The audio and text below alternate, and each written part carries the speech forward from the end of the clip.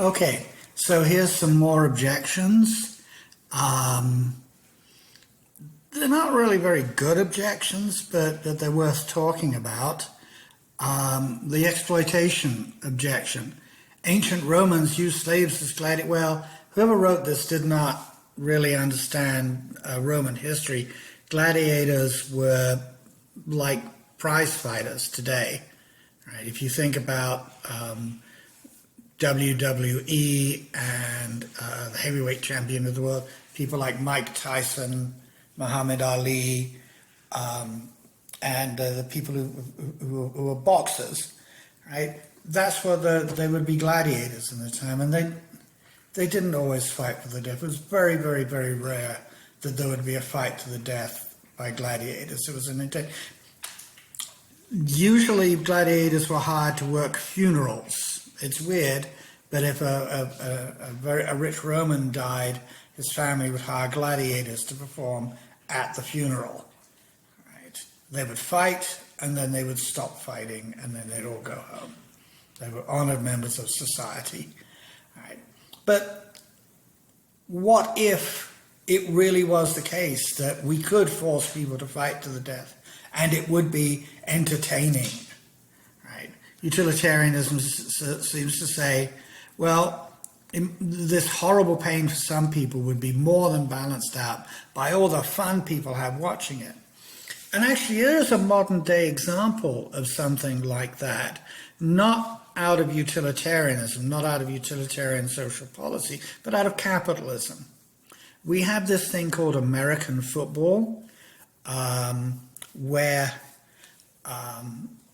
guys run into each other and bang their heads together, and it turns out it causes brain damage, not just really heavy tackles and things like that, but also the day-to-day bump, banging the heads together causes progressive brain injuries. So there's actually an ongoing scandal in the NFL.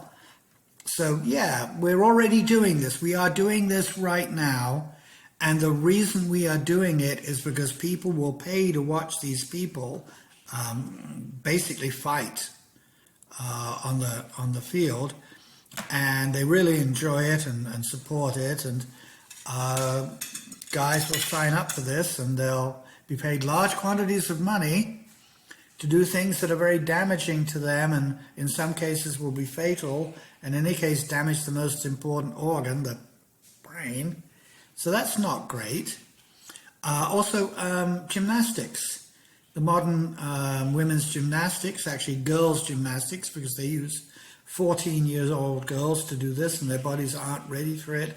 And if you look up women's gymnastics over the past 20 or 30 years, it's absolutely horrendous, because these women, these performers, sustain injuries as a natural course of what they're doing and end up half crippled, right, in constant pain for the rest of their lives.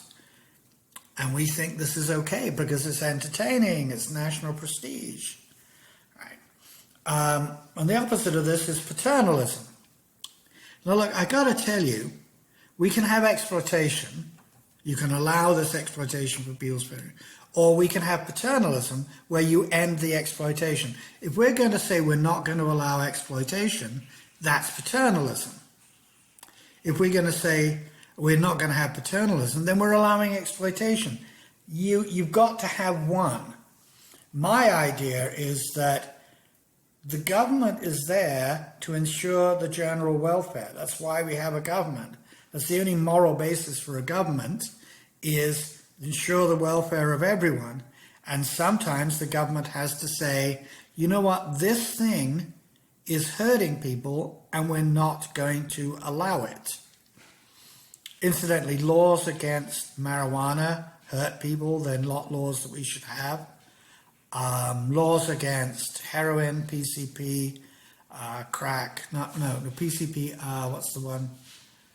Oh, I forgot. Meth, against crystal meth. They would seem to be good laws. Ideally, you'd want to reduce the damage of Utilitarianism, by the way, says don't have drug laws, have harm reduction, shooting galleries, needle exchange, education, reduce the need for people to use drugs, all that kind of stuff. All right, so ruthlessness, right?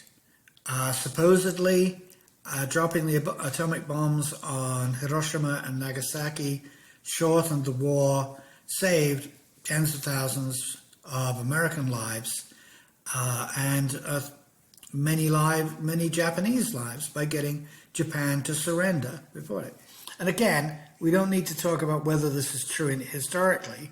You've got the thought experiment of, well, I can end this war, but I got to kill a lot of people, many of whom are innocent. Right? Being a non-combatant doesn't make you necessarily innocent. Heinrich Himmler was a non-combatant, and he was responsible for millions of deaths. So, and I think of the Normandy invasion.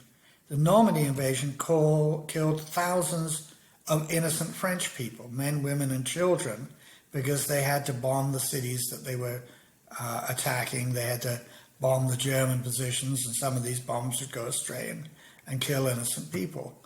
Well, the thing is, what do you do in a war? You have a country that's been conquered and is being oppressed by a ruthless foreign invader. You want to end that. The absolute only way to do that is to invade. So what do? So utilitarianism says, do the thing that comes out best, that you save as many lives as you can, you stop the tyranny, you try to end war in the future, and you go on that basis. And why would you not do that? I don't see a good reason to not do that. All right, so these I don't think are really good objections to utilitarianism. The thing of specifically killing one person to save 5 dying people, that seems to be serious. Not that it's a different kind of thing than this, because you're still violating people's rights. The French people who died as a consequence of the Normandy invasion had a right to life, and that right was overridden. But I don't see anyone telling us that we should not have invaded Normandy. That we should not have liberated. I say we. I mean our parents and grandparents should not have liberated Europe. I don't see any argument for that.